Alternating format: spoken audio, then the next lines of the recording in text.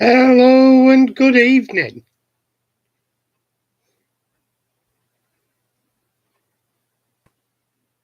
How is everyone?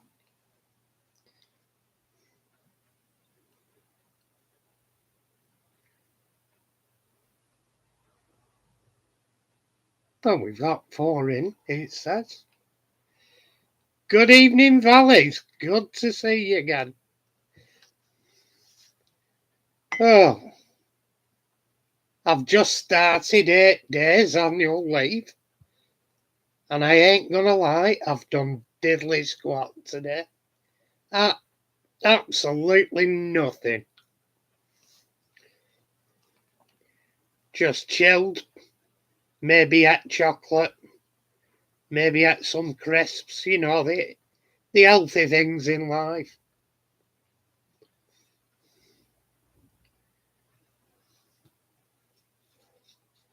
I'm guessing one of the four I've got showing will be Mick when he turns up.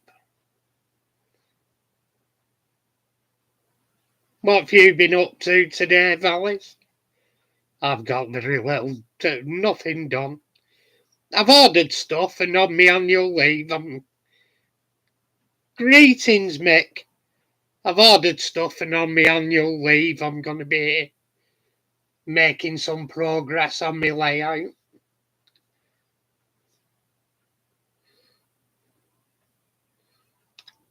Excellent, Vallis.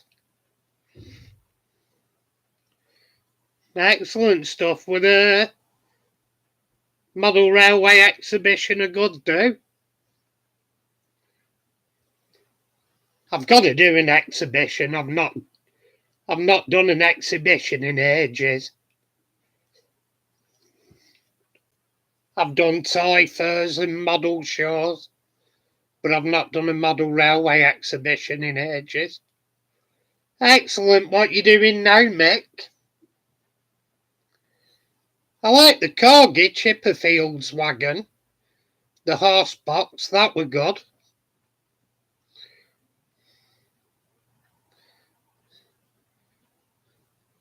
You can't miss the bargains. I've been buying Earthix kits recently. I'm just diverging a little bit, like.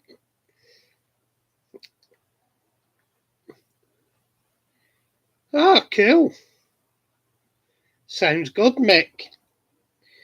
Yeah, I'm diverging a bit, putting a couple of kit builds on my channel. The last one I put on my Model Railways channel, the Curtis Diver, I think it's about 3,000 views. It went astronomical. Been viewed all around the world, so I'll probably do another one of them. But I only want to put the odd kit build on. I put a kit build on my shaky hand shed. Not my shaky hand shed. Me Pimp My Diecast channel, and that one, up to now, it's only got a couple of hundred views. It's a strange place, YouTube. You'll have very similar headings and very similar tags, and one will soar astronomically and one will fail down. The one that soared astronomically were a vintage kit, and the one that's flunked was a modern day, newish release of a starter kit, which you think there'd be more want to view that, but it hasn't necessarily worked out that way. It's a weird place, YouTube. You can do a 2 second video and I've just had a mate turned up in his car. Bloody typical, no warning.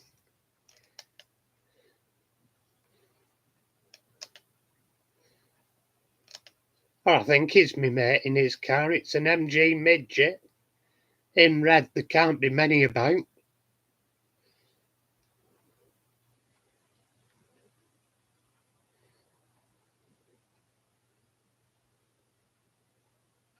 Excellent, Valleys.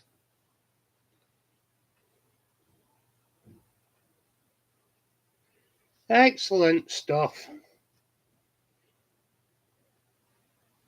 Yeah, I'm making a start this week on me layout. I've ordered all brackets and bolts to bolt all the boards together, so then I can start laying track.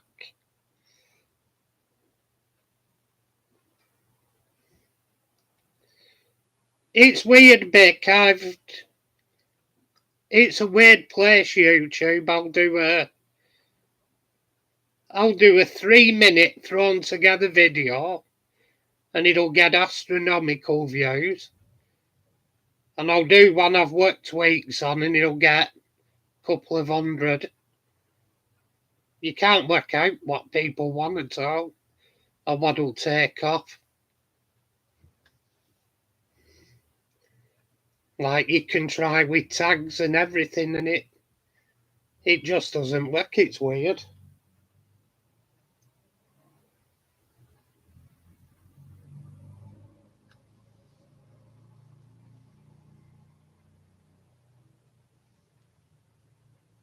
Oh, that's weird. It isn't my mate's car.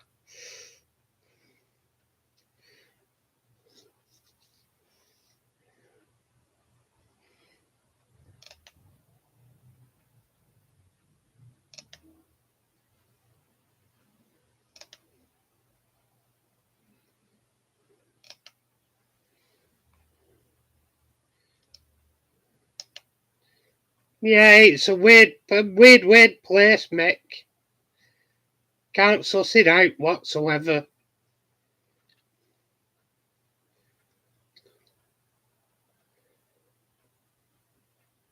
Yeah, you know something, Valleys? I've been in it a couple of times and it's a struggle getting in and out. I'm not a small chap. It's only a little bit easier getting in with my other mates. E-type, not an easy task.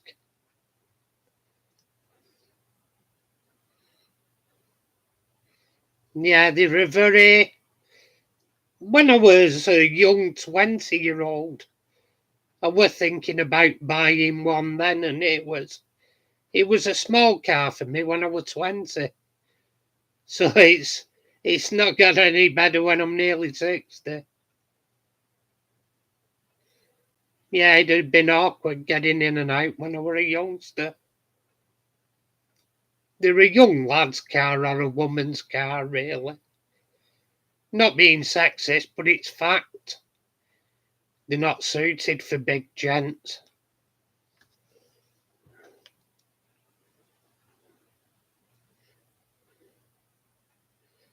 You know, there's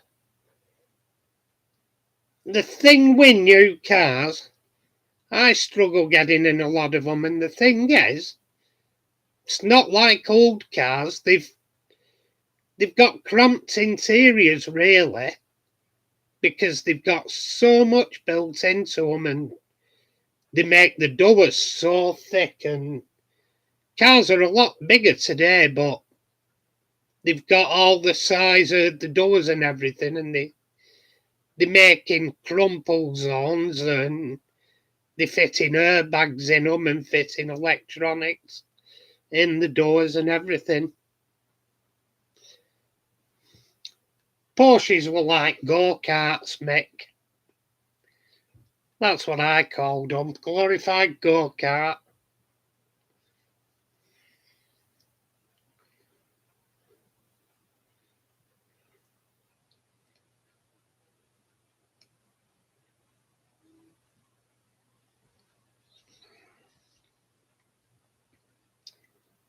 Yeah, they were a Porsche, isn't it? They're an impressive car on the racetrack or on a poster. Anything else after that? You wouldn't have one for a day-to-day car.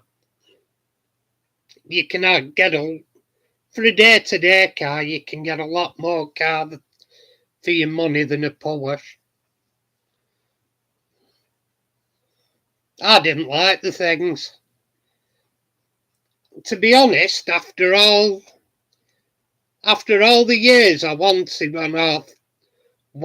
to drive one from being a teenager to being a young man, and that I finally got to drive a 911, and it were a terrific anticlimax. They're quick, but they're fucking dreadful place to drive. They're not a driver's car, they're horrible. They're like a go-kart, you feel every bump and switch on road. You don't want to be in one on a long journey this shite. They're good for what they're meant for, the racetrack. They'd be superb on a racetrack where you can open them up and throw them about and what they're meant for. But as a road-going car, an everyday car, forget it.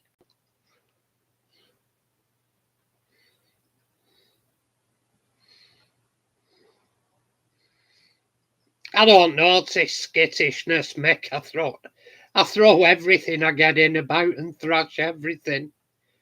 But they're not a nice car. I've driven nicer, cheaper cars than a 911.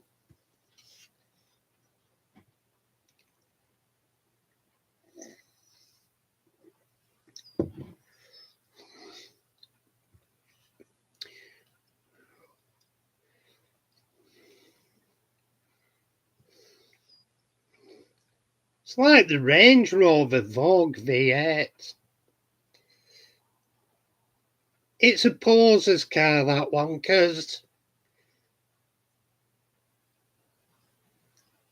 if you want to thrash it on the road, it's hugely thirsty. And off-road, you don't really need the V8. There's other engines that are just as good. Diesel engines have more torque.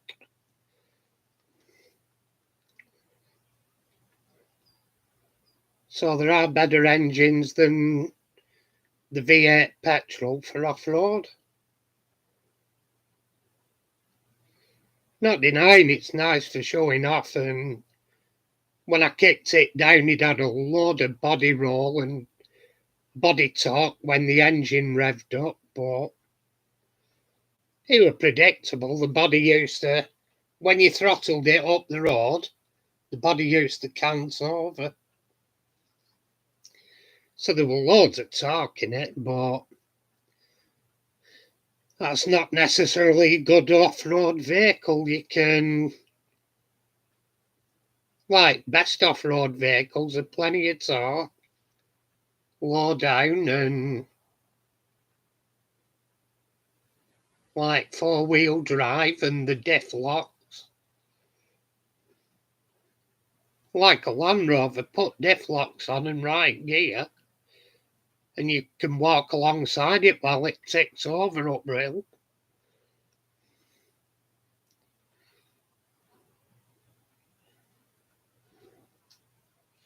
Yeah, they're not a city car, a 911.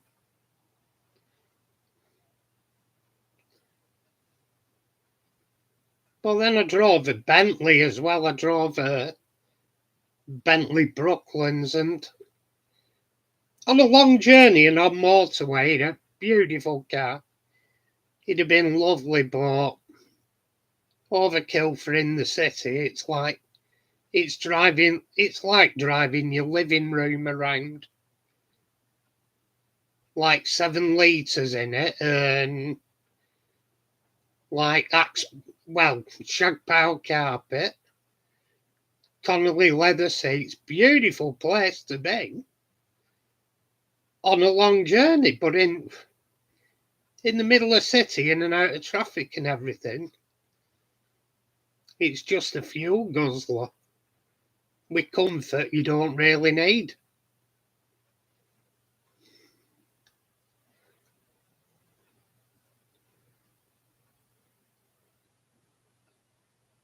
Well, yeah, the one I drove was beautiful. It was like a metallic burgundy, and it was burgundy carpets, cream leather interior with burgundy piping.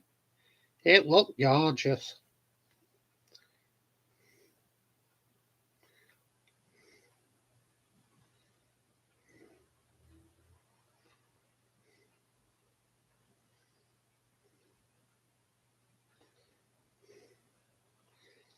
Believe it or not,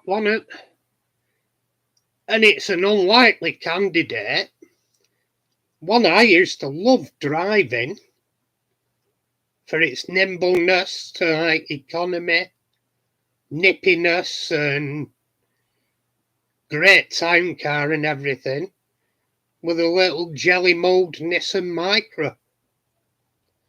They were cracking little cars. They were nippy, fuel efficient, and I got over a ton out of one. I also aquaplaned it on the motorway. Girlfriend luckily didn't notice. Girl I was going out with at the time didn't notice. There's some surprising cars that are good. Yeah, Clios can be nice. My mates had were it the Williams Clio. My mates had one of them things, a limited edition one. He loved that.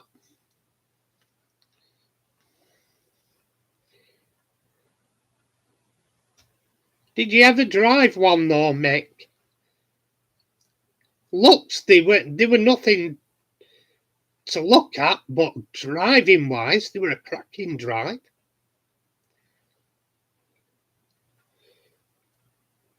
I loved it for a driving car.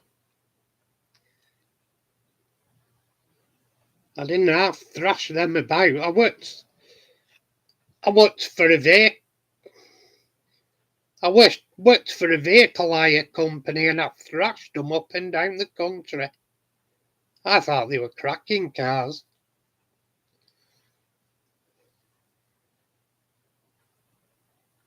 Better than a what were it I was driving one night? I nearly put it on its roof. Trying to think which car that. I think that was a Rover. I nearly turned over a Rover.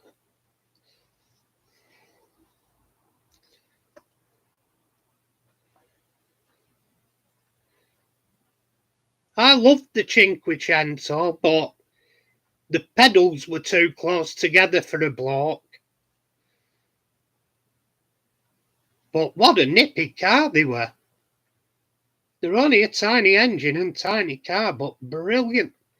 There weren't many got away before me at lights. But like I said, the pedals on them, they were definitely women's space pedals. They weren't for blokes.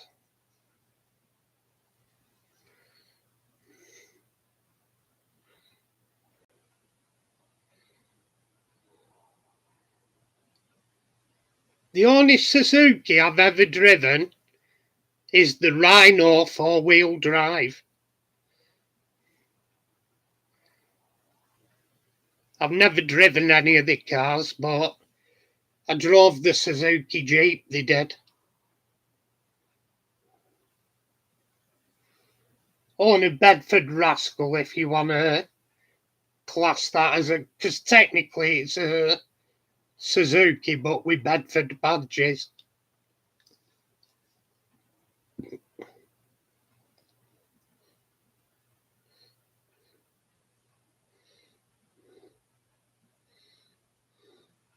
Yeah, Yav Valley's nice car.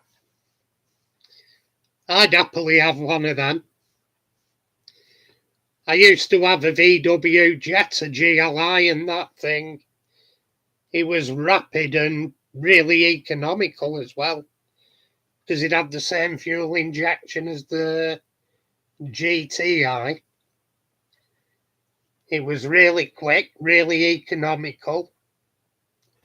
I used to like the vehicle. Built like a tank as well. It was a smallish car, but it was built like a tank.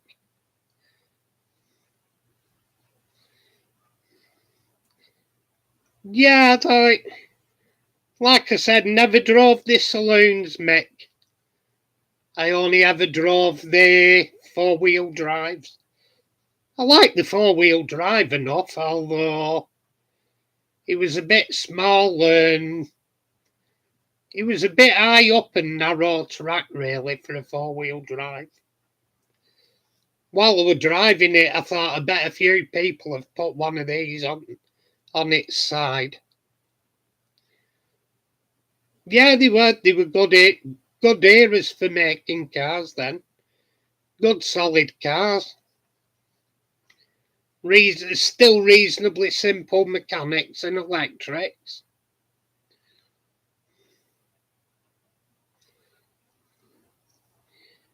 Yeah, I've seen it. It's a nice little car, mate.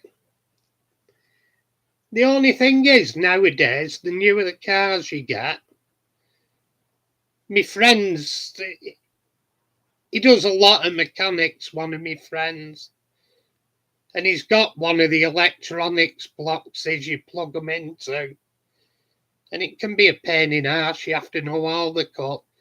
You have to be more of an electronics wizard now than a mechanic.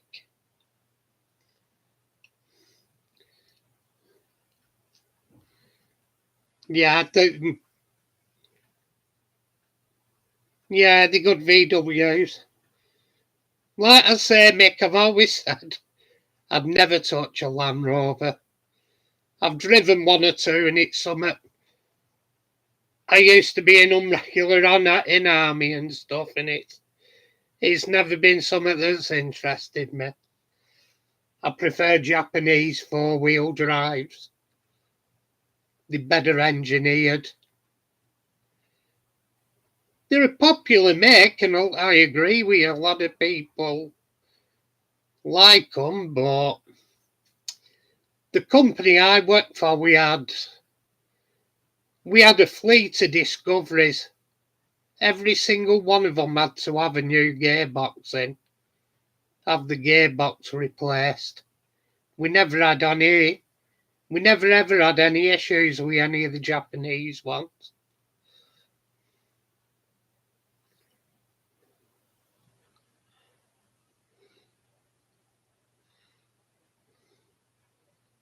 Yeah, but then I had a neighbour, Valleys, and the garage has his Freelander more than he had it.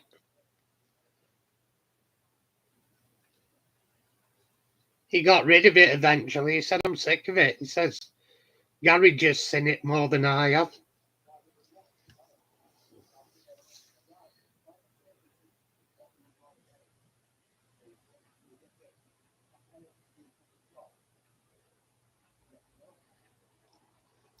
Yeah, I know, Mick, it's all personal choice, but I've always said I wouldn't entertain Land Rovers.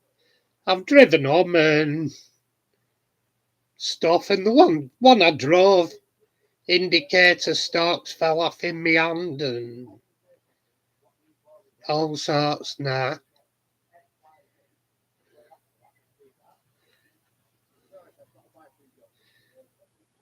Yeah, Jeeps are made well.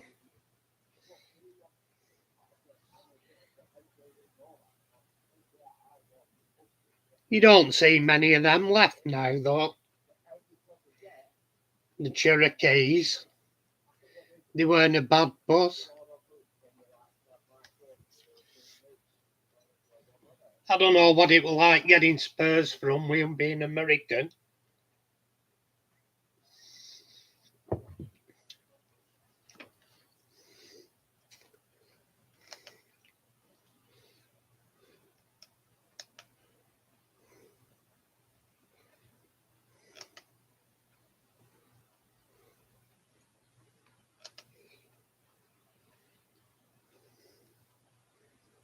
Yeah, I did like one of my favourites were the.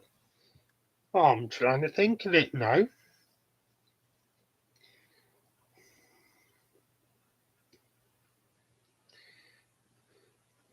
Yeah, it will be because you'd have had to get them from America, and the import costs for American stuff is astronomical.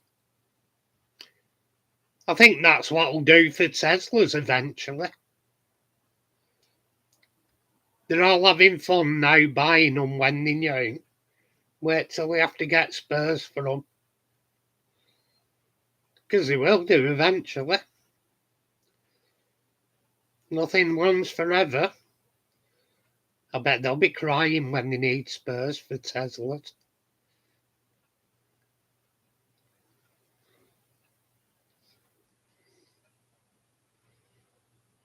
Yeah, that's it. They're lovely inside and they're an idea, but I don't think electric's the solution. You're always going to need oil and it's always going to have to be refined for other products. So as long as it's there, we should be using it because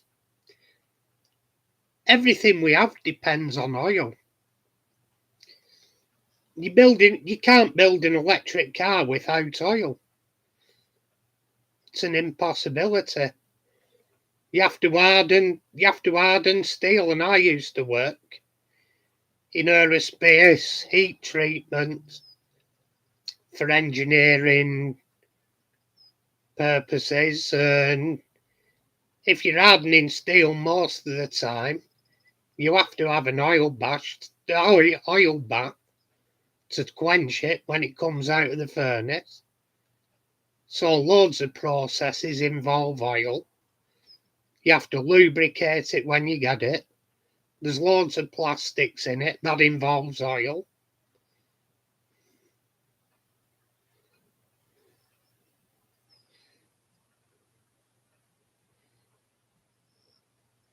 Yeah, they do.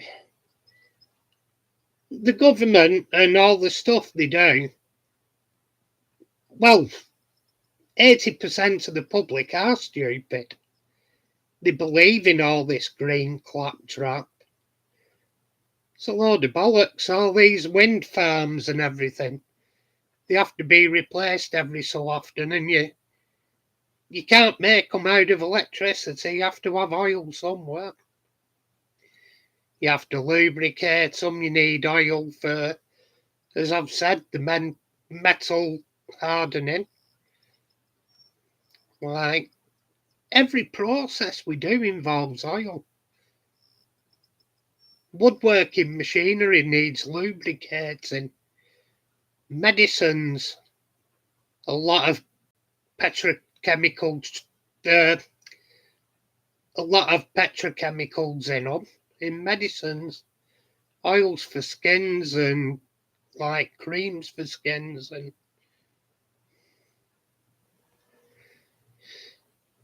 there's loads of them, Mick. There's so many. The uses for oil is endless. It's in everything we do. And all these just stop oil idiots and Greenpeace, you can't. It'll stop medication, it'll stop makeup, it'll stop everyday production, it'll stop deliveries. They're trying electric trucks now. Can you see that coming up? We can't supply the day-to-day needs we now have now with electricity. They were threatening we were going to have to be cut off last year. And now they're saying, oh, we can supply electric trucks. We can supply everybody's electric car. We can. You're having a laugh. You can't do it now. And we've not even got them things. They're absolutely ridiculous ideas.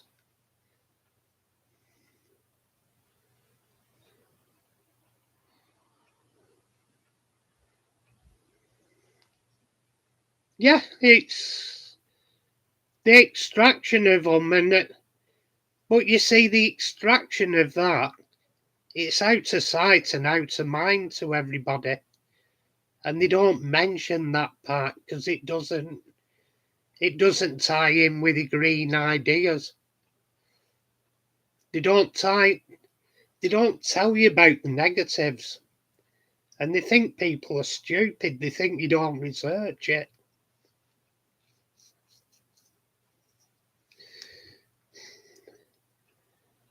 Electric cars have been tried before and they were found not to be, well, to be an inconvenience, really. The only ever really successful electric vehicles are milk floats and local delivery vans where you can go out, do your round, you have enough power to do your round, then you come in and charge it up in the evening. You have just enough range to do a local round and charge over. Fantastic idea for that. But they did away with that. They did away with our doorstep deliveries of milk to have everybody hop in the car and go to Tesco to buy the milk and bring it home. How ridiculous is that? And they think they're green. Yeah, Mick,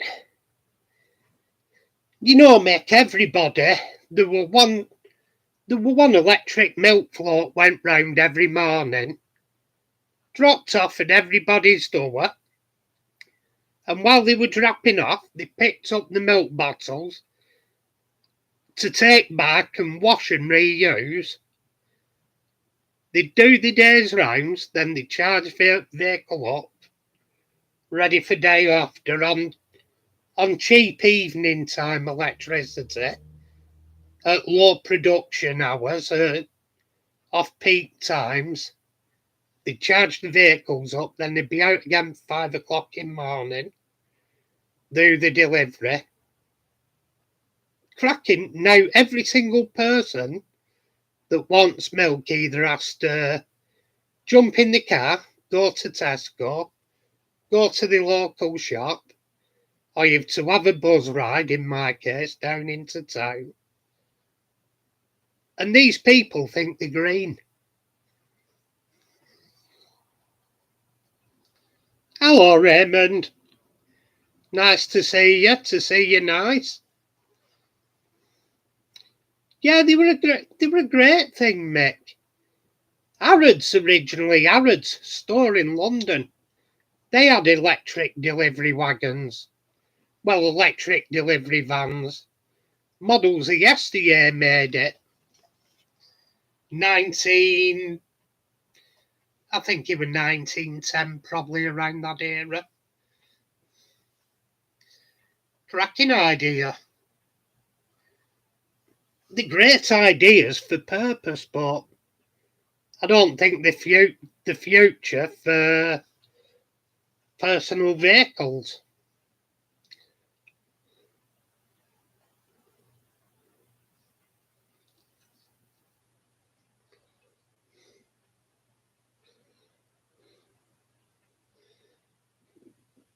Yeah, the Lima models have the problems, some of them. Good evening, Andy. Good to see you.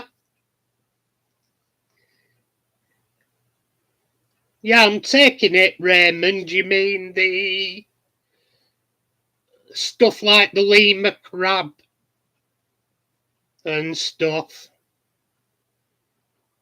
I'm presuming when you say they have the zinc pest weights.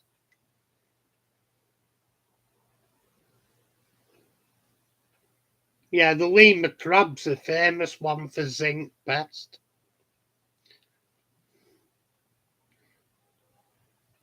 But I don't get that either,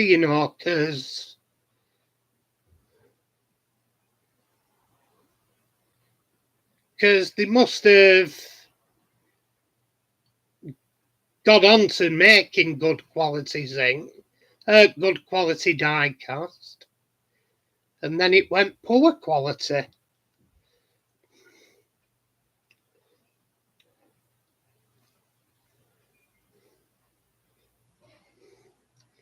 Yeah, old plastics, you can't. And the biggest percentage of a Tesla is plastics. They're still using oil. It's a fallacy, all this. Oh, we're electric to save the planet. But the thing is, as well, the people that are buying them and going, we're green, we've got an electric car, they probably won't keep it 3 years and they'll buy another. So how's that green? Getting rid of a car and buying another new built one.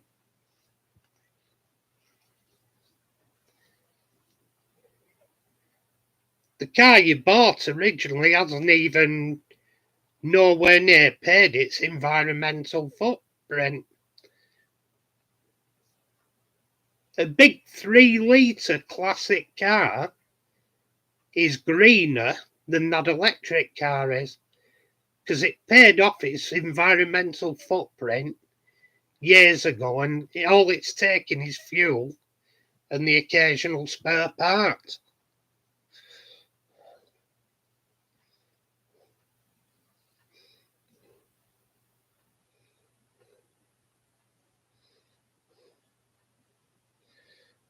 Very much so, Mick. It's very contradicting, all this modern car green stuff. It's a load of bullshit if you have your eyes open. The real reason is the rich people in society want to sell you new product.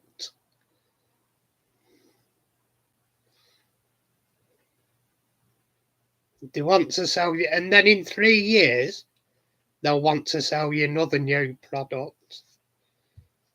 And they'll want you to be scrapping your old ones. It's very dangerous, and they're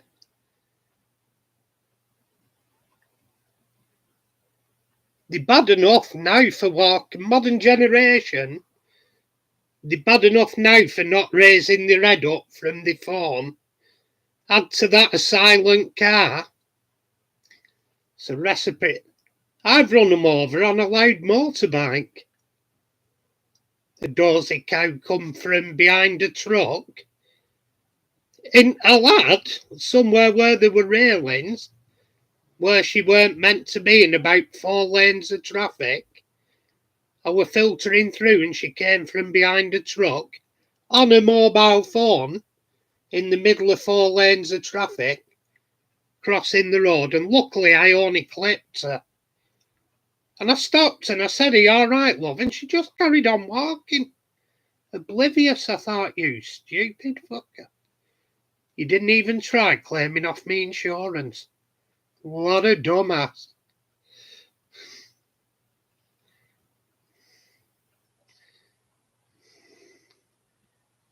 You know, I don't think we're seeing a return in some ways of freight to the railways, which is a good thing. But I don't believe in this HS2. It's a white elephant. Why do businessmen need to get from one side of the country to the other a couple of hours quicker? Either set off a bit earlier, go down on a normal train, or do a Zoom meeting. The technology's there for a Zoom meeting now. Meanwhile, people that want to get to work locally, they're struggling for local transport.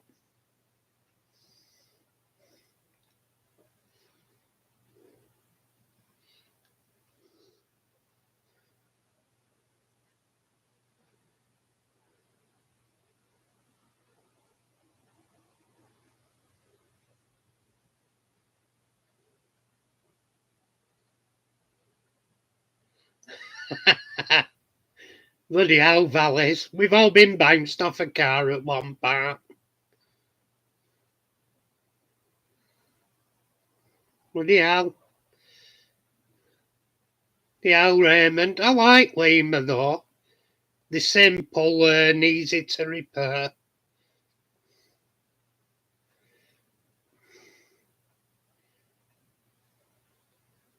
I'm severely disappointed we've got Labour, if I'm honest, Andy. Tories weren't good by any stretch of the imagination, but I think we've got a worse ride ahead with Labour. I think there's a right mess coming up, and there's going to be a lot of people screaming when they put taxes up as they've promised. I had a lad the other day, and he said, I'm voting Labour. I said, are you not concerned? They've said they're going to put taxes up. He said, I don't mind paying more taxes. I said, well, why are you mourning now the way you're paying a lot of money? And Labour have told you they're going to put stuff up, and you've still voted. I said, are you right in head? I said, are all Labour voters like you? They don't mind paying more money when you're already being crucified.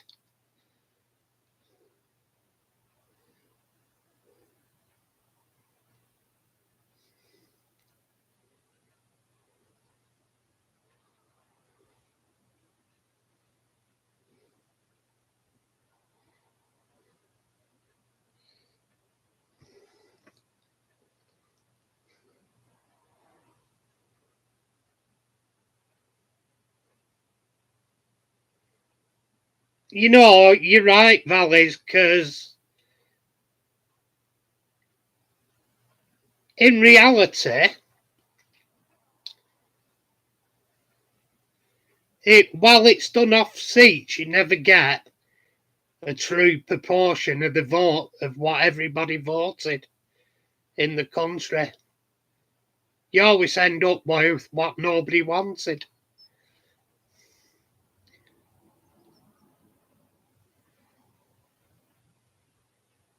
Like other parties, when you put it all together and who got what votes. But yeah, it doesn't work out well. It's a terrible idea, the seats. It gives no indication of who wants what throughout the country. Because some places never change these spots. They'll vote Labour year in, year out. Other places will vote Tory year in, year out. But in the main, the country as a whole changes every election who they want.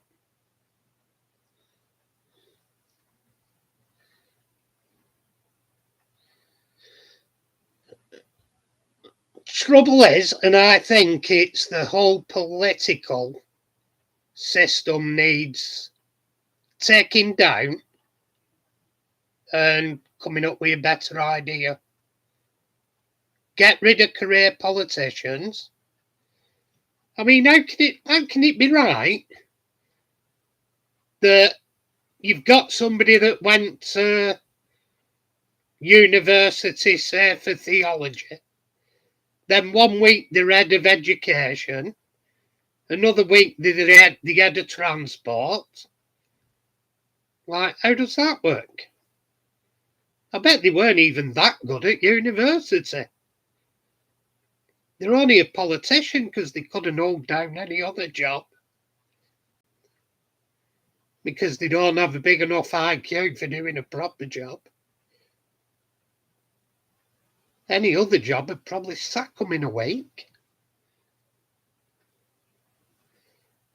What we need is head of companies that for business, like a business minister, having head of a company, an education minister, have somebody high up in the education system.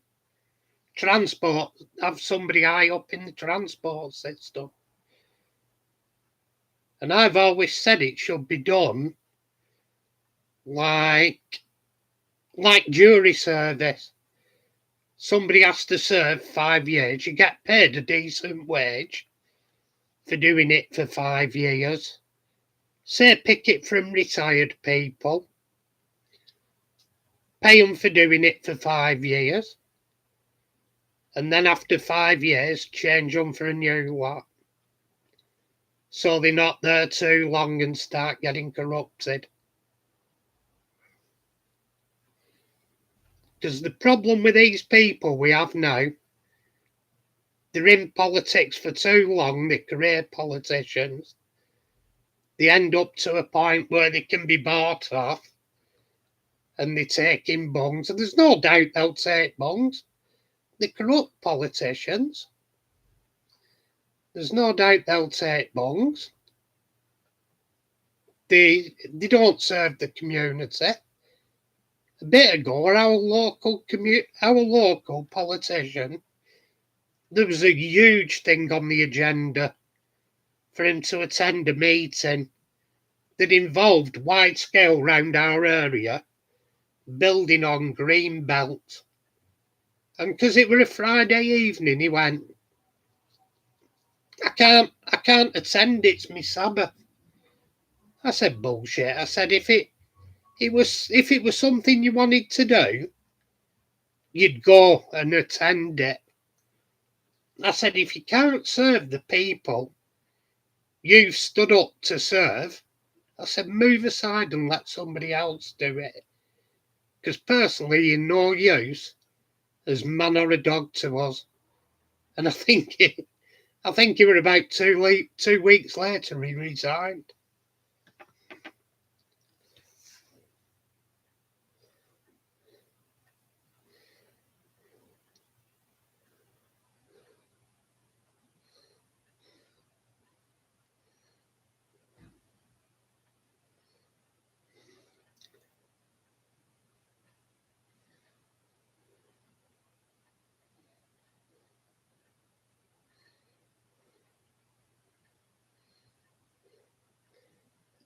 I've never had any of them call round here.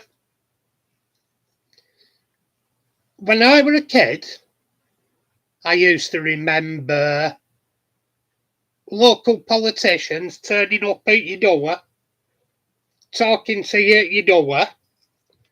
Then voting day, they'd be running cars to give people a lift up to the polling station.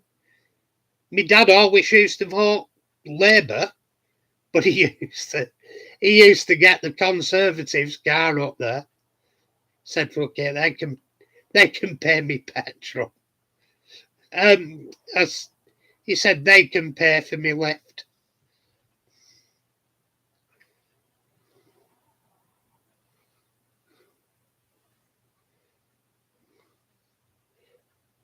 I think we need to take out civil service completely.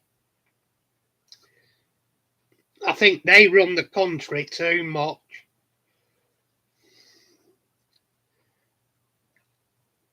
And they're a thing that line their own pocket, shall we say, the civil service. They're a very, how do you say, it's a very old boys club, the civil service. Say that and just leave it at that.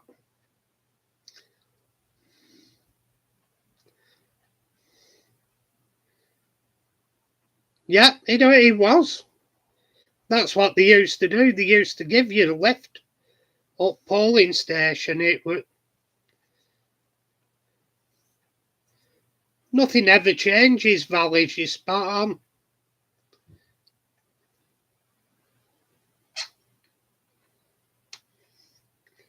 You watch Yes Minister, and it's still all the exact same items. So from that, you can gather we've never had any progress. It were a good thing, but they don't do it now. I never saw a single Labour. You don't see the Labour or Tory vans or cars out on the road with a PA system on, saying vote Labour on the 4th or whatever. You don't see them now. So how much are they willing to work for you if they won't even work for their own vote? Because they put, I think I got a couple of pamphlets through.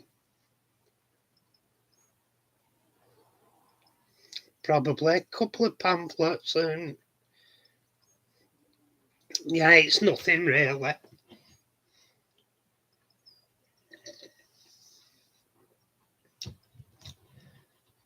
And you get that by how much money must they take in party donations off companies and people? How much money are they taking for company donations, party donations? So what's that money going to if they're not using it for promoting their own party and the voters, helping voters to polling stations?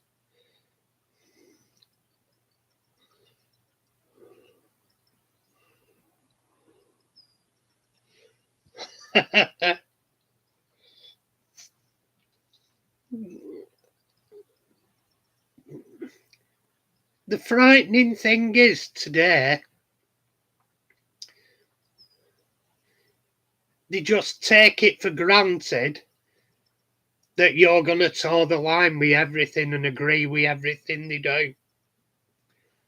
And people are just letting them do it. Like, there's going to, I'll tell you what, for the younger generation, I'd hate to be in their shoes when they get all the ways with all these madcap ideas. Because their life is going to be hell on earth. Like, you can't travel here, you can't travel. They don't want you doing it because they want to save resources so they can do it. So the rich can do it. The rich. How can it be right? The Kardashians, they'll be all you to be green and everything and all that lot. One of the Kardashians, she flew from America to Paris to have a donut from a shop that she liked the recipe from, then flew back on a private jet. How astronomically wasteful is that? And that percentage of people want you to give up your 2-week holiday in Spain or Portugal or wherever so they can jet where they want. The mega rich want you to give up everything and they want to still, like these summits where they're doing stuff on green issues and everything. America, they weren't happy with flying the representative over on a jet. They sent a separate jet with his limousine in it. What's that about? You know something? I put up a thing today. There was a young lady, and she's a member of the Royal Horse Artillery, and she were on Horse Guards Parade, and her parents visited, and they stood at each side of the horse, and they're obviously proud parents, and the girl started crying against protocol, but God bless her, I can forgive it. It were a lovely moment because it overwhelmed her parents being there because they were proud. She were in all the uniform on the horse and horse guards. And I wish our females would pay more attention to her and follow her steps than the Kardashians, Katie Price. They're all fucking wasters.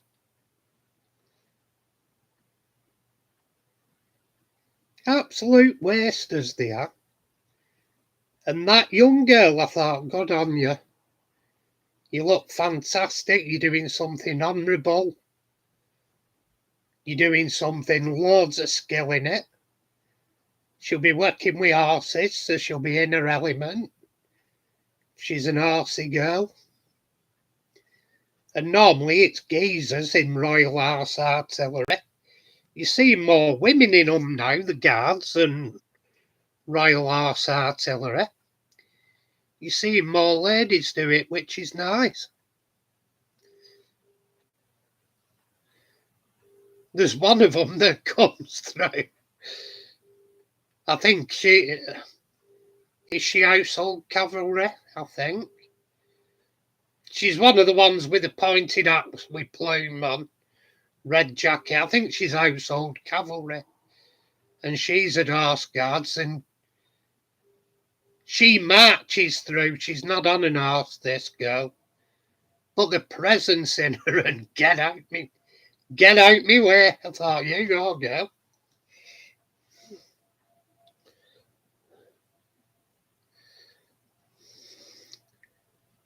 I've knocked about with a few of them valleys.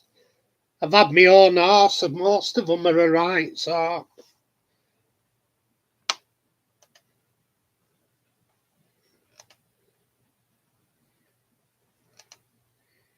Yeah, they were very much so. I think it was just, I think I bought an horse just because I liked women in jobbers. I think that was the reason, really.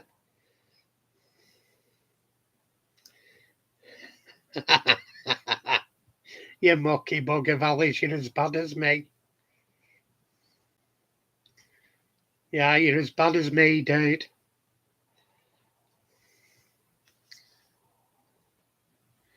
Hey, there's some Romans have horses. I know a few. I still know a few of them. Lovely ladies as well. But they were Romans. Yeah, I dated a few. I used to date one up York, Jesus. Had to do it riding a horse one day, you were a bugger. If he got fed up of you riding him, her horse, he were an old Dales. And if he got fed up and wanted to go back stables, he'd kneel down with his front legs, put his head down, you'd slide down his neck, come off to stand at front of him, and he'd stand up again and at side of you, and you'd think, right, okay, you don't want me on then?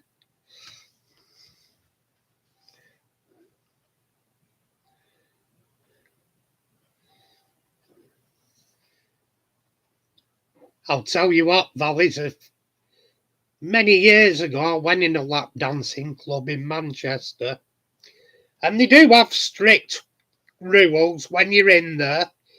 You've to behave, no touching the women, which is fair, they're working girls and there's rules there, so you're not touching them up and that. It's just a bit of fun. Me and lads just went. We went for my mate's birthday for a bit of fun, and we were having a good laugh with some of girls. They were nice girls. Had a laugh with them, especially one that came over to us. One, she said, "What can I do for you?" to me mate, and he went, "Ooh, talk Geordie to me," and she went, "Why, aye, man?" And then she looks at me, she says, "What can I do for you?" I said, "Oh, you can talk Scottish to me." And she goes, "Okay." And then he goes to me mate, "What can you do? What can I do for you?" And he went, "Oh, talk Yorkshire to me." She said, "Will you piss off, I'm a Scouser?" Oh, funny days. But we watched one guy, and he were a dick, he couldn't abide by rules. thought he were an hero when he touched one of the girls. And we watched the bouncers. It's the first time I've ever seen anybody thrown upstairs.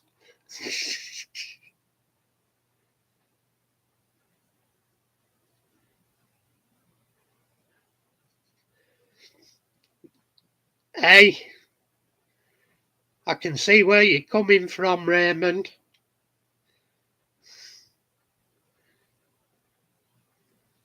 I lost that part of my finger thanks to a Polish bird. Not what you're thinking. I got distracted and stamped on an eyelet machine, and my finger were in it. Took end of my finger off. And that's was she couldn't speak a word of English anyway. I was looking over at a Polish bird I worked with going.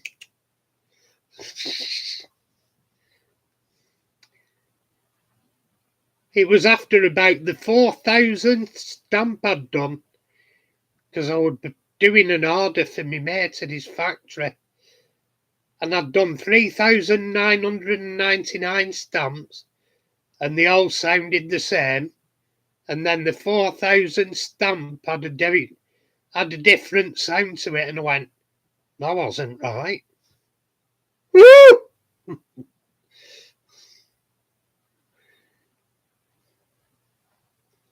Yeah, it's just a job. It's just a job.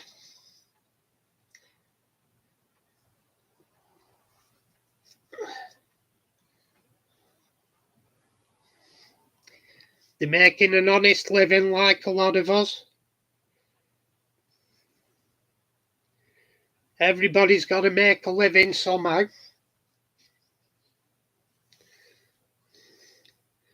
Let's put it this way, they're probably more honest people than politicians. In fact, I'd say they're definitely more honest than politicians. At least they're out there working for the money instead of rob-dogging it off people.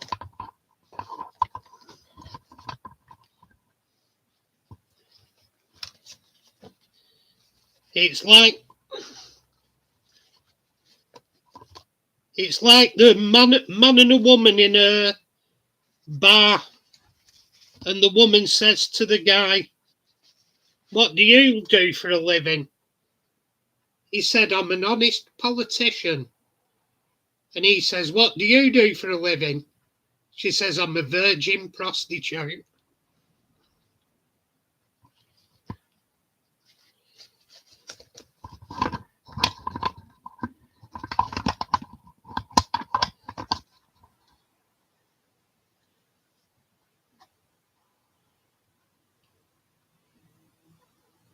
What would we do without women in jobs?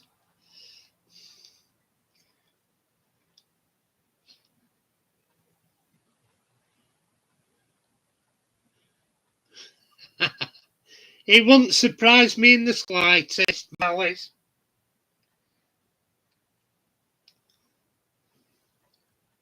Wouldn't surprise me. They're all holier than thou until they can't.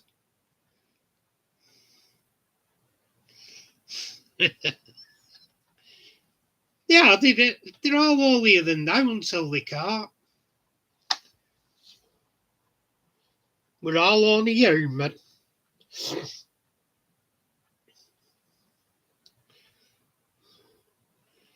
I've been out with really nice women. I've been out with suspect women. What can you say? I meet all sorts, as you do going through life. It's a life well led if you have a go at both sorts.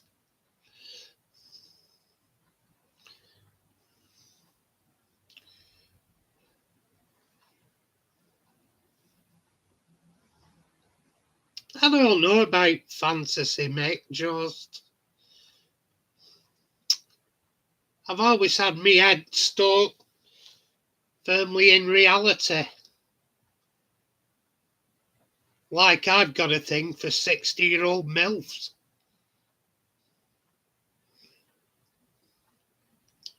Like, it's the reality I can possibly grab hold of if I'm lucky.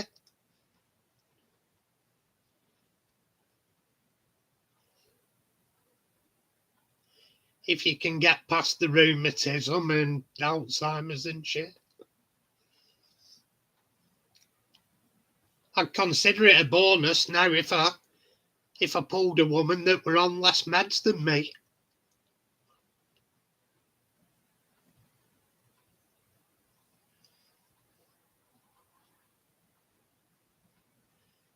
I call it flexible nowadays if you can bend down, pick a pencil up.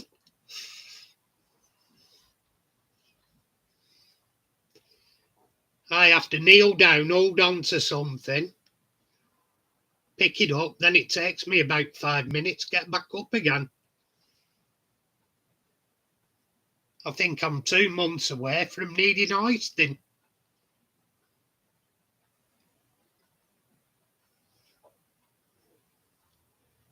Well, that's the thing with old age.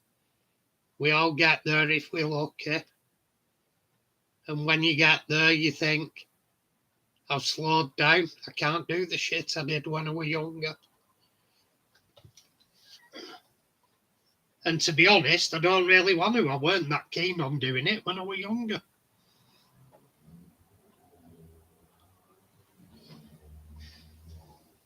When I were in territorials, you used to get your PT instructor come round 5 and 6 in the morning, kick your bed and go, come on, we're going for a 6 mile run. And I used to be there, lying there thinking, will somebody shoot him? Hey, and if you lay in bed 2 minutes too long, the fuckers tipped you out of bed. You're coming on a run. I've been tipped out of bed twice because I didn't want to move. I was lying there going, fuck off, I'm not going for a 6 mile run. Oh, yes, you are. If we'd been on the razzle the night before, there were 1 or 2 of us puking.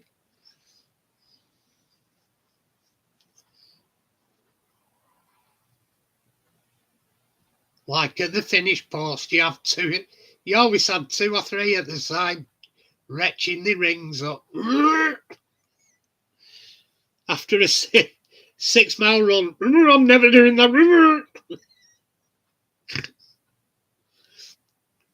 Your fault for going to the pub. Oh, happy days. Yeah, they used to do it deliberate. They used to take you into the naffy Saturday night, ply you with beer and everything, because there were beer on camp.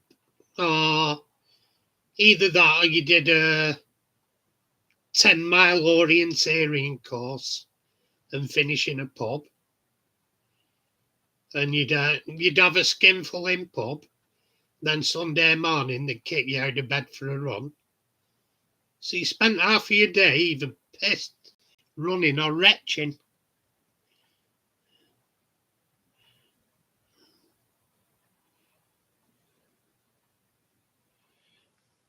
I'll tell you what, I used to work with an ex-Foreign Legion lad. There's only one word for them lads, psychopaths. They don't never ever argue with a French Foreign Legion lad. Because believe me, them lads have the absolute ability to tear your head off and rip shit down the stump. They just will not fuck around with you. They're animals, ex-Foreign Legion lads. If you're on good terms with them, best lads in the world to know.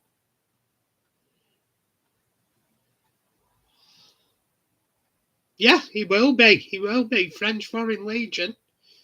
If you're one of the mates and you do right by them, they're brilliant lads to know. But never ever cross them. Never ever cross them, because you won't get the better of them. They're out and out psychos that you will not get the better of.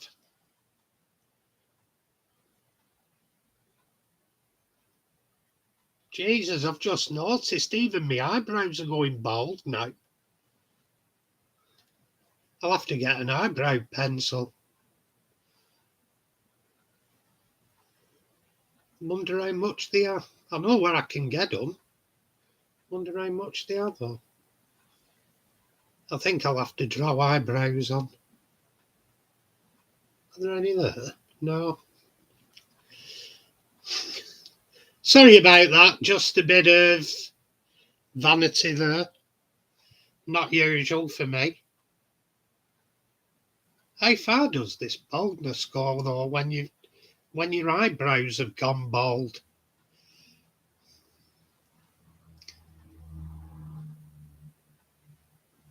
Yeah, so anybody else done anything train wise this weekend?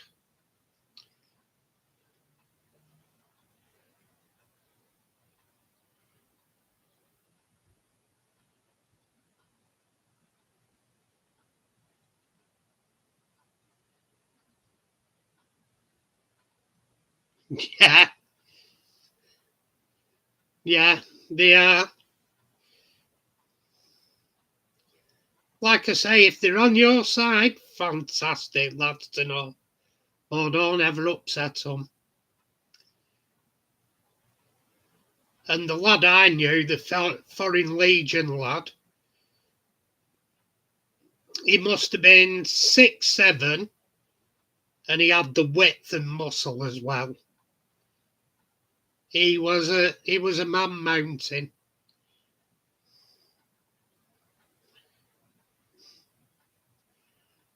Yeah. The scariest bloke I ever saw, that I'd have never even, I wouldn't have even said boo to the lad. I pulled up one day, I used to do delivery driving and picking up for an engineering company. And I pulled up in the yard in this engineering company in Blackburn, and it was cobble engineering. They used to make parts for carpet weaving machines. And there was this big Dutch wagon parked there. And he'd had one of the, the Renault Magnum tractor units. They're big. They're a big tractor unit. And I'm parked there, and there's these three lads trying their best to lift this. He were a big, long box, and he'd had engineering parts in it. And they were trying their best, and they couldn't even get in an inch off the ground. And all of a sudden, I looked towards the cab of this Dutch truck, and a guy unfolded himself out of the cab, and he must have been about 7 foot. He walked down to this engineering box. It was a crate, it was a wooden crate with metal parts in, engineered metal parts. Three lads couldn't lift it up between them. He reached down with one arm, lifted it up, and just threw it onto the back of the wagon with one hand, and it shot up the wagon and hit the headboard. And I went, do not wind him up. And he went, right, give us the pad, I'll sign for it. In Dutch. I don't know Dutch. But he just asked to sign for it. You'd have just give him the paperwork like that. But what a man mountain he was. Scary bloke. Like I say, I watched three men trying to pick it up, and he just grabbed it with one arm and threw it up to the bulkhead. of the truck. Thought, you animal.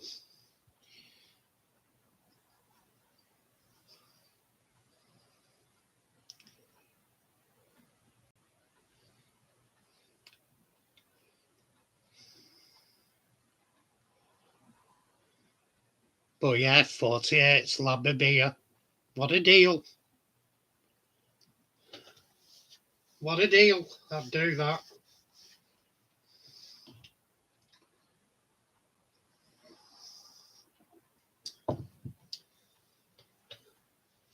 I've got to admit, I'd happily kill a poacher for a 12-pack.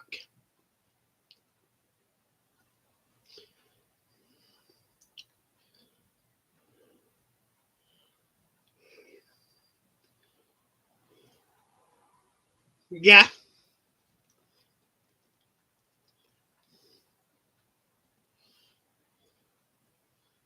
Yeah, they will. They'll have their own speak. It's like if you see lads from, if you see Royal Navy lads, I can pick out someone who's in Royal Navy. Instantly, they have their own accent. They have their own Navy tongue.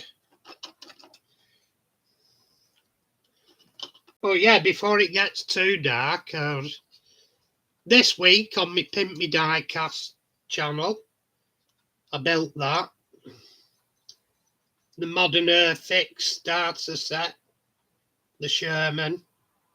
I built and weathered it and stuff. Nice little kit. I got some for practically nothing at a Steam fair I went to. I went to a Steam fair. Fair goes, Valley Highwood.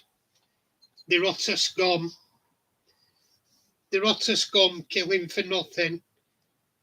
Killing stuff like elephants and that for their ivory. I'd see them off for nothing. Never mind a Rolo, tube of Rolos. I'd happily see them off.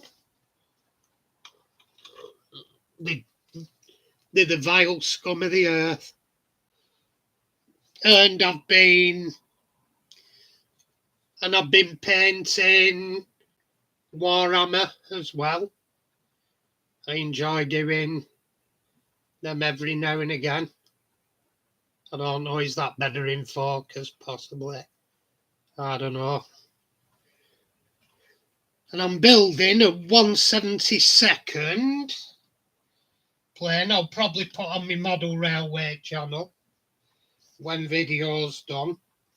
I'm going to spray all the cockpit and that tomorrow.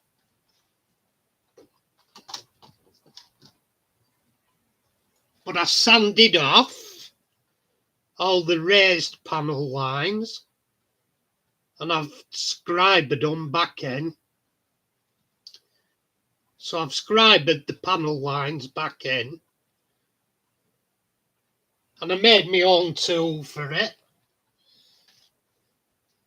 I had a Tamiya panel scribing line, panel scribing knife, and it's way too big and cumbersome. So I had an old biro. I took the end out and I've polystyrene cemented a plastic drawing pin into it.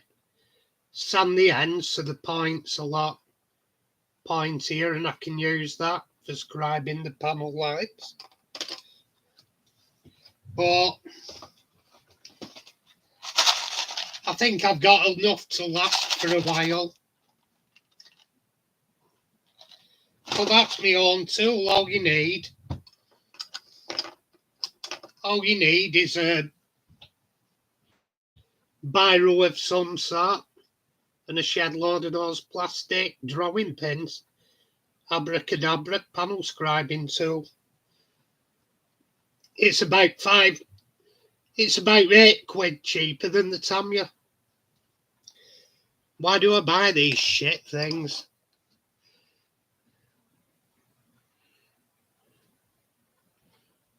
Excellent, you do Warhammer too. Let's have a look.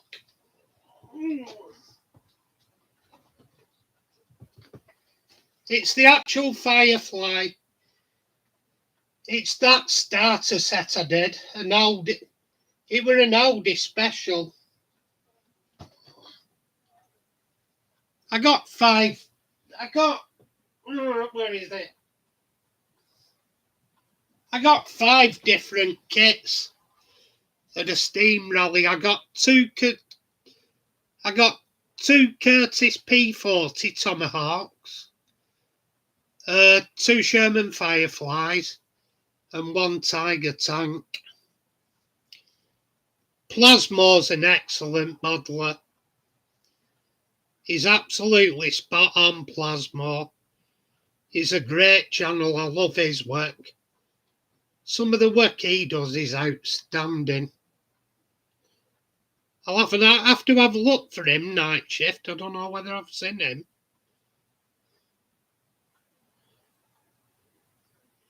Yeah.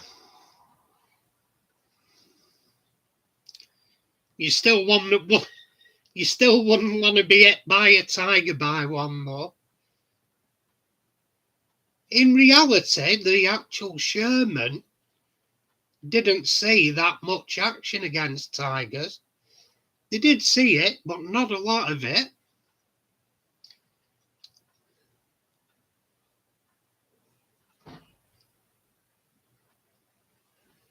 It was one hell of a gun on the tiger. Frightening tank it were. If you come up against it in World War II.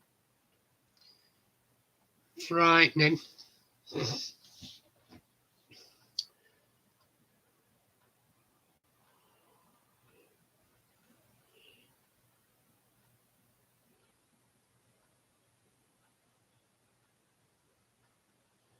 Yeah. They were done valleys. There were so many tanks around though. There were Comets, like the Shermans.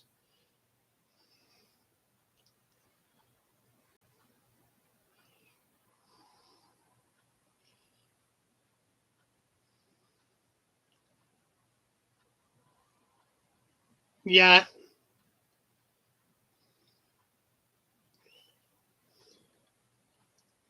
They were a good old tank though. Yeah, there was another one. There was one made. It was a lesser heard of tank, the British. And it were a big beast of a thing, but there weren't that many made because it weren't successful. But you got little stuff. I think they were in Desert more. There's Stuart Honey. Like Matchbox did a kit of that. That were a nice little tank. The Stuart, but it were only a light tank, that. It wasn't heavy armour. It was more of a scout car on tracks.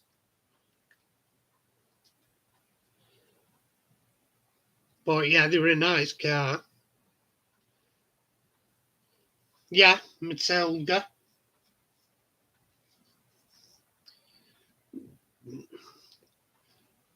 We had quite a few tank makes, if you look back.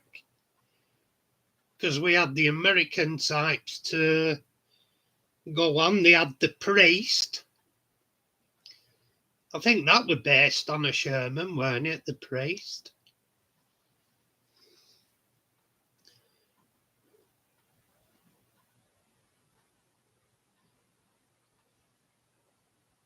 Yeah, there were a lot that weren't good back then.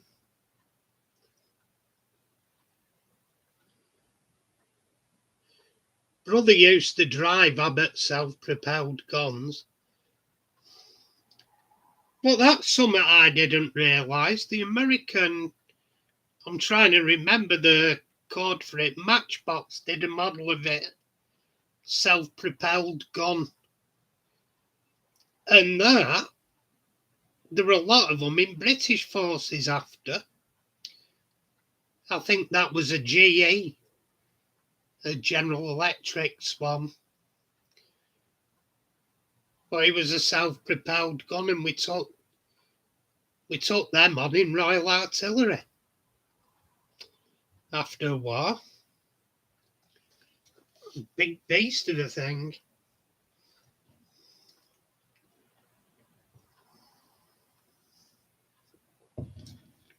But yeah, my brother drove the Abbott. He drove the Abbott self-propelled guns while he were in army.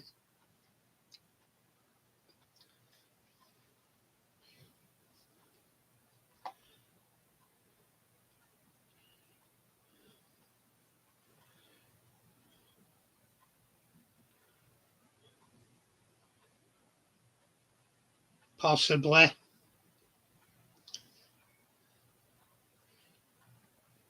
I'll give you a shot, Raymond. I painted. Mick knows what I'm going to get out now. I painted a pilot for that 172nd aircraft I'm making. It's the Shooting Star. It's the F-80 or T-33, whichever variant you call it. And I painted a pilot for it the other night. And I got bored. And I paint in 1/72nd scale. I painted an American flag on his helmet. Hang on, where are we? There we go. That's about bring him round.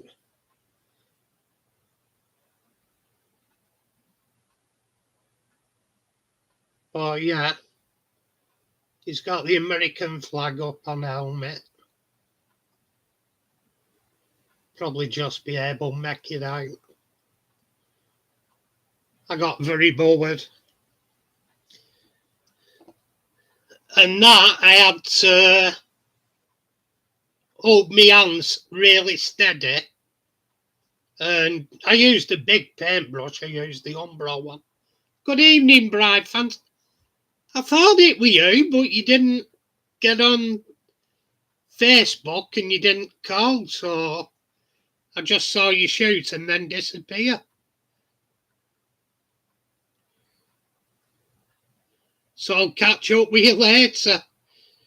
Yeah, I thought I did think I want to go down, Bri, but at the same time, I didn't want to leave these guys behind either. It's first chance I've had to do a Sunday for ages. It's looking good, your car, Bri. Bri's the fellow with the MG midget, and he's also getting into model railways at the moment. So he's going to be another one of us building model railways and stuff. Yeah, Bri, this week I'm getting the brackets for mine.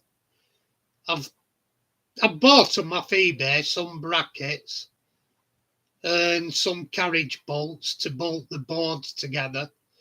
So I should be starting on track work sometime this week, putting it down permanent and working out what sort of layout I want. I've got ideas for it. I'm not going for me. I can't build it how I'd want it, so I'm not going for the area around my signal box. But I'm incorporating ideas into my signal box that were around the signal box, like I want to do the derelict building that were across from my signal box. I want to build my signal box as it was so that can go on somewhere. I want bridges.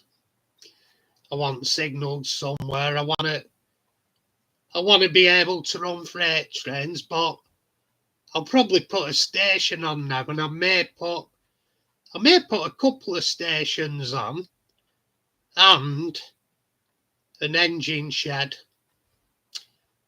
or somewhere for shunting. I don't know yet. Yeah, it'd be good to see you during week, right?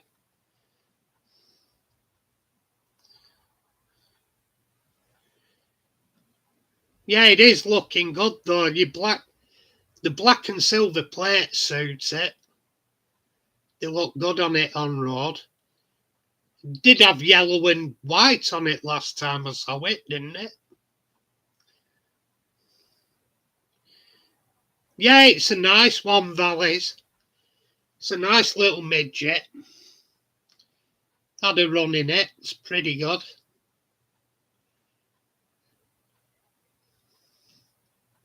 I was looking at tractors before on eBay, but they're stupid prices now. I fancy a classic, but I don't want something that'll rust and I have to weld. And I want something fairly reliable and not easy to break mechanically. So I thought a tractor might be good. Well, I thought you had yellow. Still looks good anyway. It looked great before.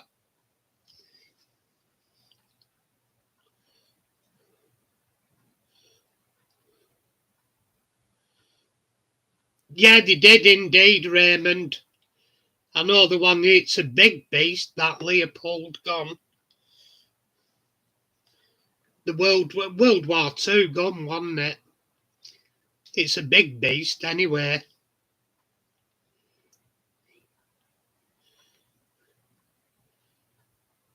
I was thinking more of I was thinking more of a JCB GT.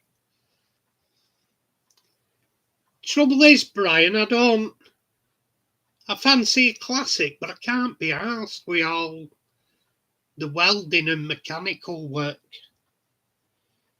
I'm getting too old for that shit now. Whereas a tractor, you probably need occasional bits of mechanics, but they're tough and rugged. It's just like fuel. It'd probably be fuel and electrics more than anything you'd do on a tractor. And they had a bit of painting and possibly brakes and stuff. Plus, in winter, it'd be all right in local area, especially in Walshaw. If we get snowed in again, going down road and towing cars up hills, charge them 20 quid a shot.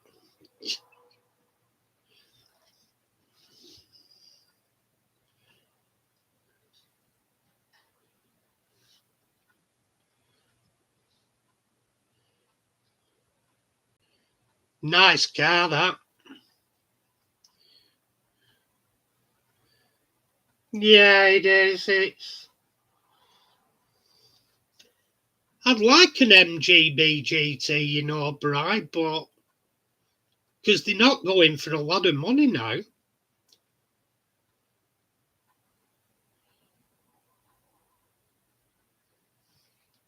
Yeah, they're not. MGBs, compared to how classic prices have gone, MGBs have dropped compared to others. I think the following must be dropping off compared to other. It's like Clive, isn't it? He's got the RS 2000 and stuff. You've got more people following Fords and stuff now. The MGB doesn't have the following it had at one time.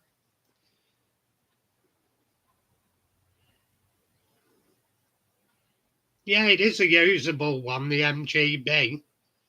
A bit easier for me to get in and out of than midget. Although no car's easy for me to get in and out of nowadays. I'm getting in geriatric. I think in a bit the only one that'll be easy for me to get in and out of will be one with a disability ramp.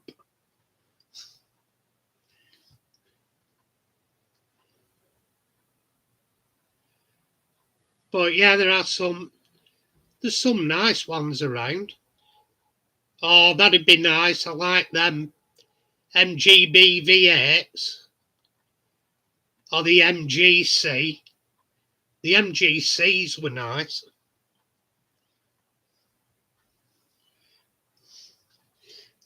Variety Club post.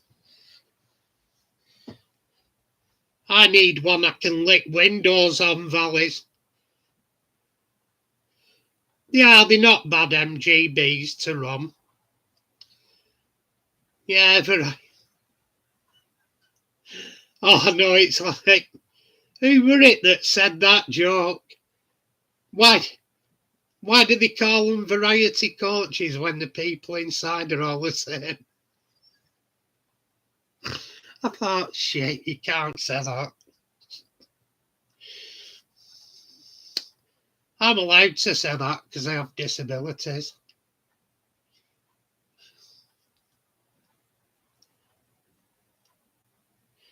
No, it wasn't. It was one of the modern comedians. I'm not sure whether it was Jimmy Carr.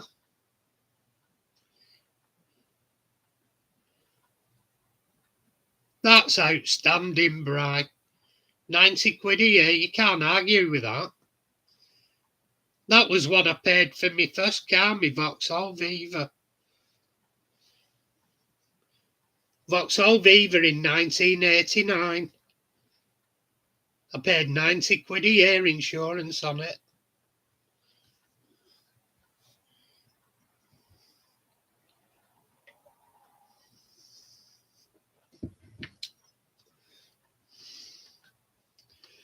I spent more time running back to pick up parts off the road than anything else.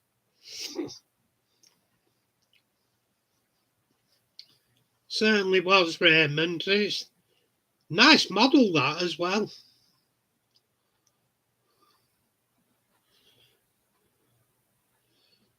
That's good for a Corrado. Jesus, Mick.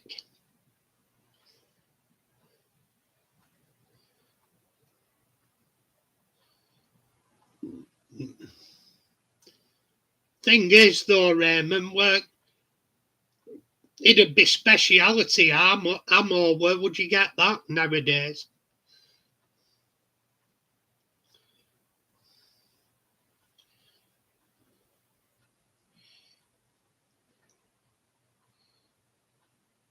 Yeah, but your van is worth that much to you a year, Bright. It's a cracking van, that. I keep thinking of a classic camper, don't I? I was looking at them the other day. I don't even mind an untidy one because I'm not exactly a tidy person. As long as it has a bench or something I can use to get my head down on in reasonable comfort and somewhere I can do a bit of cooking on. I don't give a shit. I'm not inviting birds on camping trips.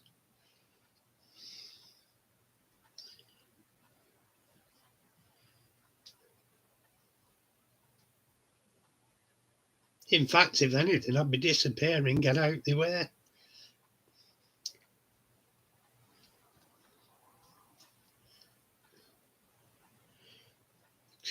You know, for your age, Mick, that's astronomical.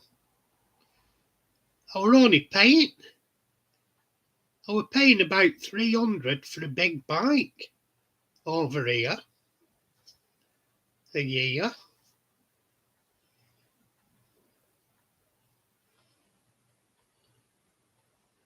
And they like loading bike insurance. I don't know what I'd pay for a car nowadays. I've not had a car for years.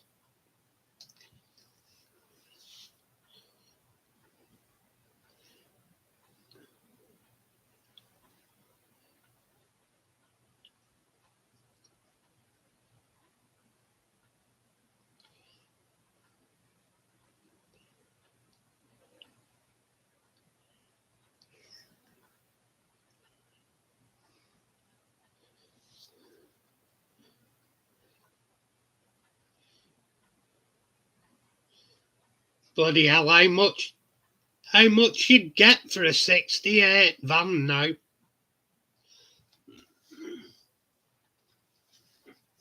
They're astronomical money now.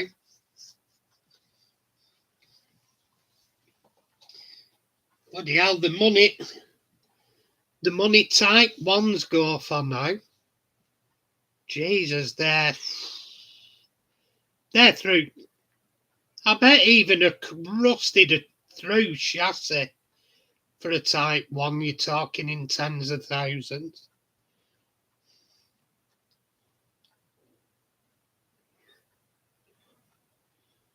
Yeah, it's not.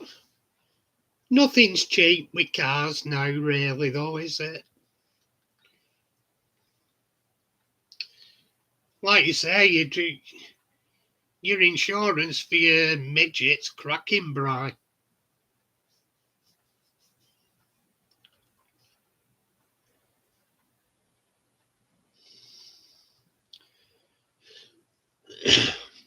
Yeah, you've got the Volvo as well, haven't you? I've not asked what Kev's paying Bry. He's just he, he's just lost his mind again and he's got another 3 litre Quattro. He loves Audis. He's just got another 3 litre beast Quattro. So God knows what he's. He had the last one he had was a 3 litre TT Quattro. That was a beast. I tried arranging to go to Germany with him on Nürburgring, but we didn't get round to it. I said, take it home, Kev, and get it on Nürburgring. He went, great idea. Never ended up doing it. But God knows what he's paying for that. Because I see him in one car one day.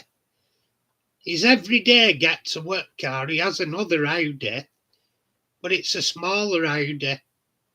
Then he passed me back. He's had a midlife crisis since he was 18, Bri. He's had 3 litre Capris, Stags. He had a 3 litre Capri when he was 21. He's had Stags, he's had MGBs, dollar. He had a BMW Alpina at one point. He's had Lotuses. I don't think there's much that hasn't gone through his garage.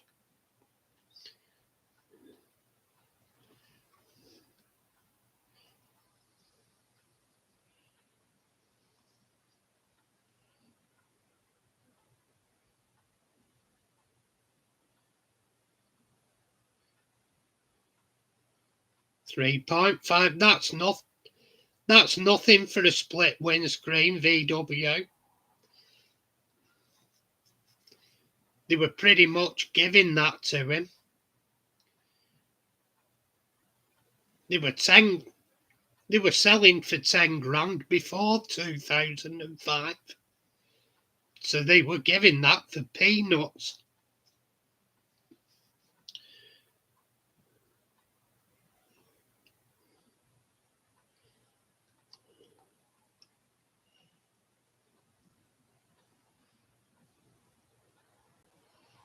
Yeah, they were offering you that for peanuts, Valleys. I'd have kicked myself if I missed that. But we've all done it in what, 1984? I was offered a V12 E-Type for 5 grand. I could have had it cash in hand. I could have got a bank loan, bought it, because in just over 12 months to 2 years, the same car was exchanging hands for 60 grand. I'd have made an absolute killing on that.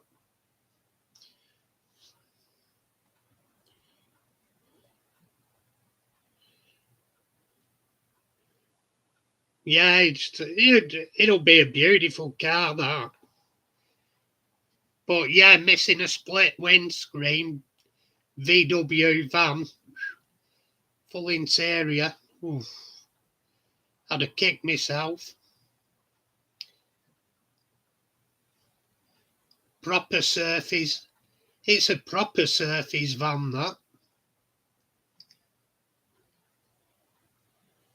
And there's people out there give big money for them now.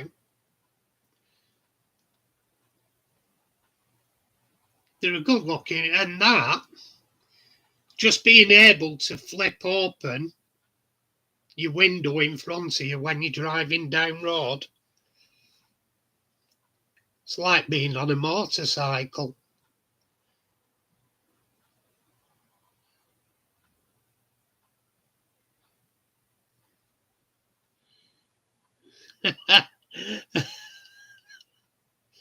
I knew a guy, Raymond, he was back in the 70s.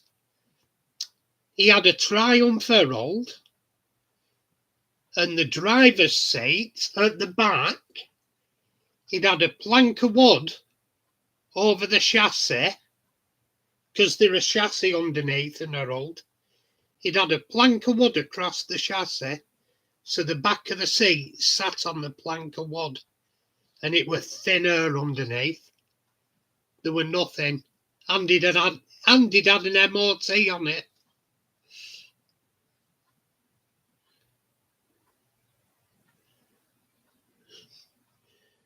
So in the 1970s, you looked at some of the shit that got MOTs on it.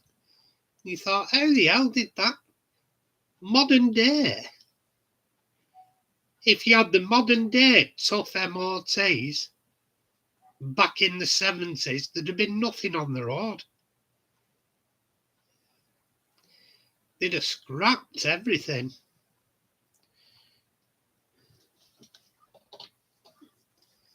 Because, Jesus, back in the 70s, there was some shit running about on roads.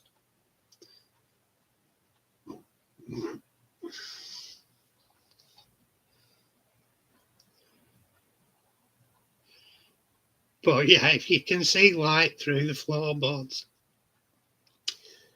I watched one the other day. Have you ever watched Car SOS on TV? I watched one of the episodes of Car SOS, and it was an old deer with an ice cream van. And I'm not kidding, on the full car, there was about 20% of it left that they could use. They had to bolt a cage around it to hold it together while they took parts off and remade them. Like the bodywork, they sent it away to a shop blasters, and it come back and it was like lacework. There was nothing of it left. It were a Bedford HA van. But the problem was it were different to the HA saloon. It were a different vehicle, so he said they looked everywhere for parts for it, and they found 2 sills. All they could find for it were 2 sills.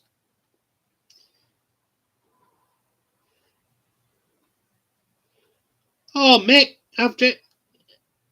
you wouldn't have done it. You'd have looked for another HA Viva to convert. But they're that scarce now.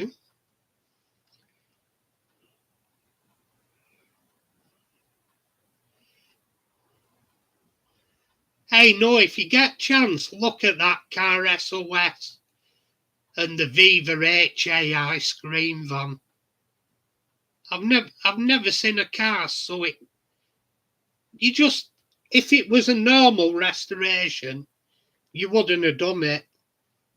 But I think they took a soft spot, and because it was for TV and for an old dear, and because her husband had passed away, and it was a company thing, and she were going to use it for charity. I think they went, yeah, we'll do it. But any normal restoration guy, did you just stripped it for Spurs? You wouldn't have done it. You'd have binned it. When they moved it, put it on a recovery truck, they had to cable, they had to ratchet strap it together so it didn't fall apart.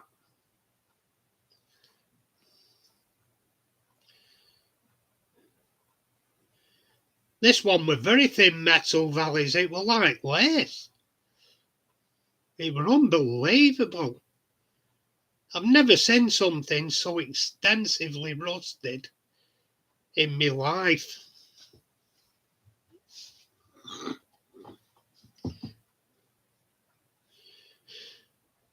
I only ever had one Fiesta, Mick. That were enough.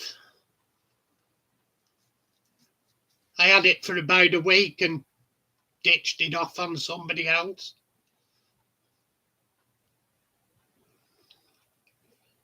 He'd had a problem, and I knew what it was, but I couldn't be asked. It was a fueling problem, and it was what were called a stepper motor. Because you get it, it'd start and it'd run. Then the next time you went to it, it wouldn't start at all. And then you'd leave it for a bit, go to it, and it'd start again. Then afterwards, wouldn't start again. And it had nothing to do with how warm it was or how cold it was, so it weren't anything expanding or contracting, or it was a stepper motor, they called.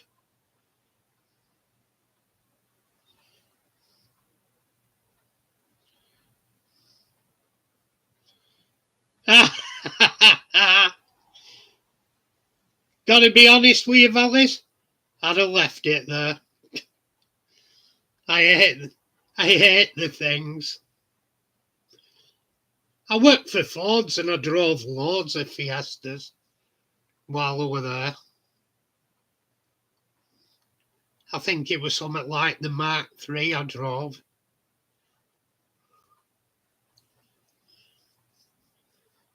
I've only had the one.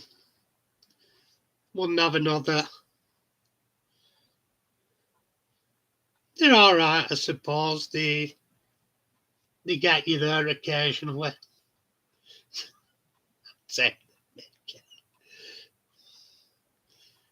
I'm just going off mine. Mine were atrocious. Like, I think it was a thing, actually. I got it given me. I had it for a week and sold it for 25 quid. So I were on an earner anyway. My mate said, oh, I'd like it. I said, you can take it for 25 quid. He went, yeah, right on. I thought I got it for nothing. I didn't put any petrol in it, didn't insure it, didn't tax it.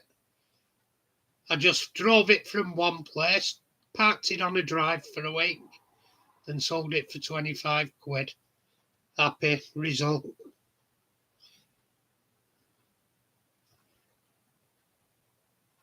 Everybody were happy. I don't think he had it running. I knew what it was, I just didn't want to spend the money on it.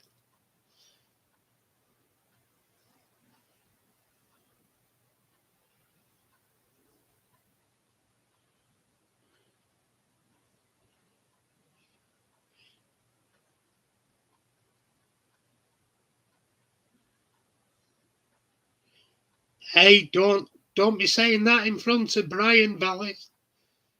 He liked his Capri laser.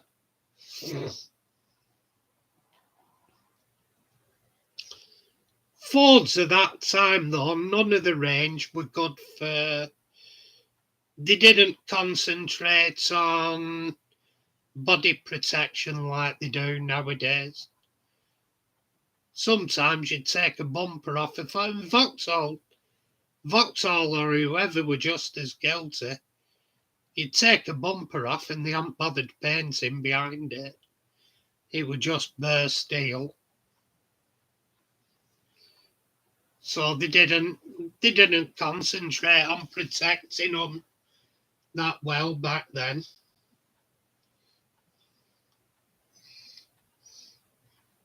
Back then you had a 10-year-old car and it looked 10-year-old.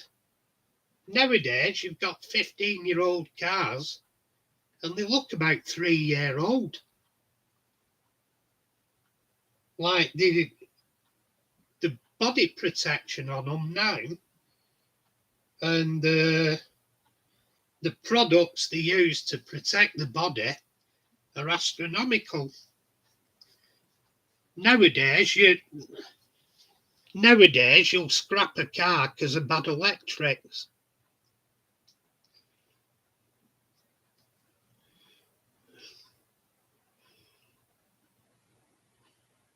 Yeah, they do. They're fantastic protection on modern day cars. 9 out of 10 times now a car will be scrapped because of faulty electrics or a job that the parts are too expensive to repair them now.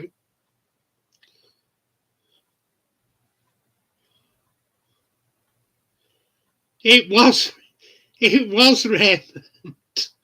It was indeed. The Titanic were in a far better shape than that ice cream van. It must be one of the worst projects I've seen that they've actually gone to completion with.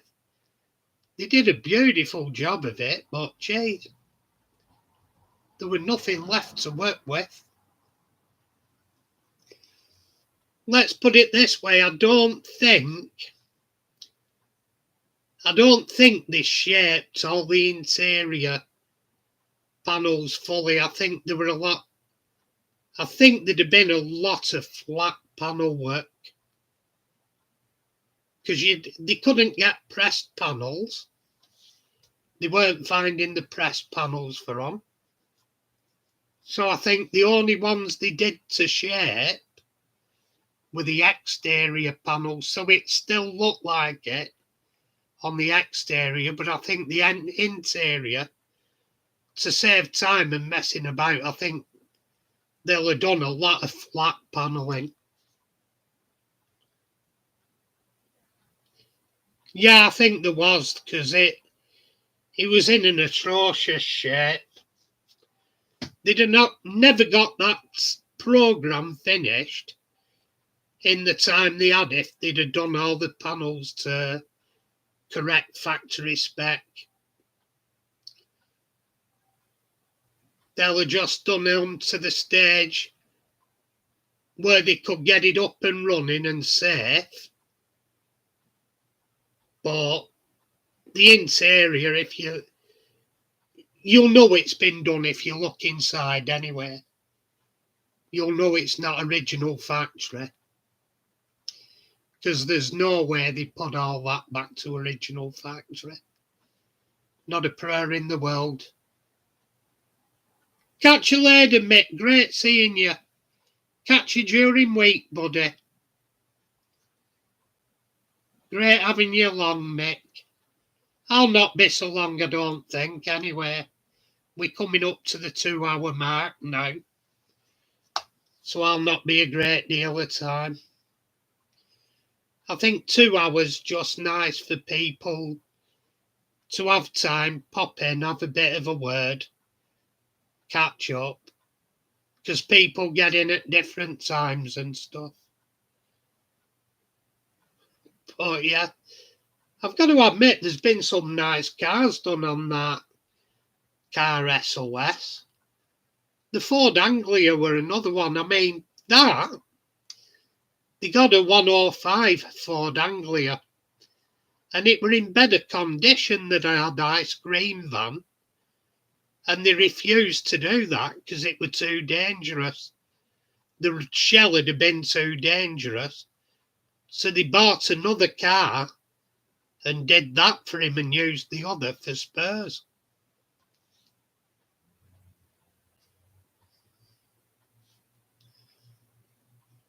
I'd like to have seen the Imp one. I'm partial to an Imp. Have you ever seen that Hillman Californian that were auctioned off recently? Like, it's the coupe version of the Imp, the Californian, and it was bought by somebody in the aviation world, and they just stored it as it was from factory. I think it had about 100 miles from new when it were discovered. It still had the plastic seat covers on it. It hadn't been registered, hadn't got plates on it. They just bought it and stored it, didn't register it or anything.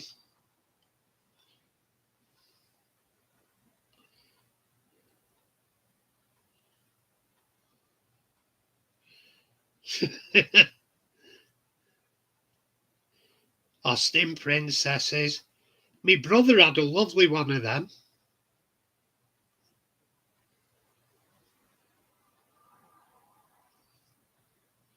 Yeah, well, that one, it was a dark green colour, that Imp. And he just put it in storage from brand new.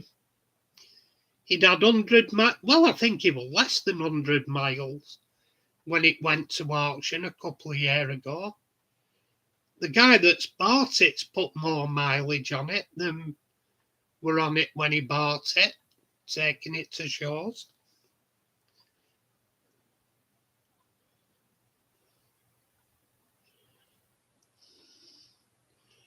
Yeah.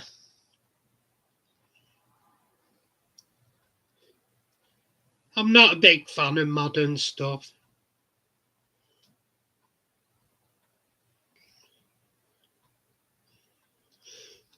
Yeah, the hydroelastic and pneumatic suspension, it wasn't best of. A beautiful ride when it were right, but when they start going wrong and stuff, when you have to pump them up and everything, it's not good fun.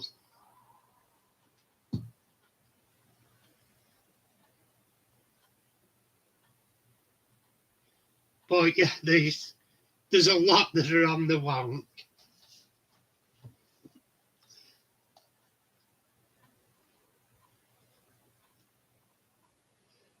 Right, I'm fancying a brew now. Fancying going toilet, all that lot. So I think I'll be saying that DS were beautiful cars. I liked the 70s. I used to like the 70s GS as well. They were a beautifully designed car inside and out. There's not a great deal of them left now, but they were beautiful. Anyway, I'm going to get a brew. I'm going to the toilet and all that lot. We've done 2 hours now, so I'm calling it a night and saying good night to you gents. I'll be off again next week, so I'll probably do another next week. So if you're around, I'll catch up with you next week. And all I'll say for now, fellas, is tatty bye, tatty pie for now. Been another good evening. You're welcome, Valleys. Been another good evening. Oh, God. I've just noticed Raymond used the M word before. Not the N word, the M word. Nearly as bad. Yeah, night all. Take care. I'm feeling a bit tired as well. Get me meds. get me meds a brew and tuck up for night. Nighty night, all tatty pie.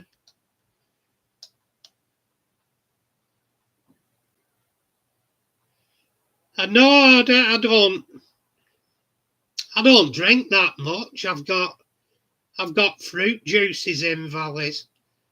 The problem is if I start, I don't know when to stop. I like it a bit too much. So I've fruit juices in and stuff. I abstain most of the time, but every now and again I'll get a bit giddy. Anyway, tatty pie, folks. Ending stream in 5, 4, 3, 2, 1. Tatty pie.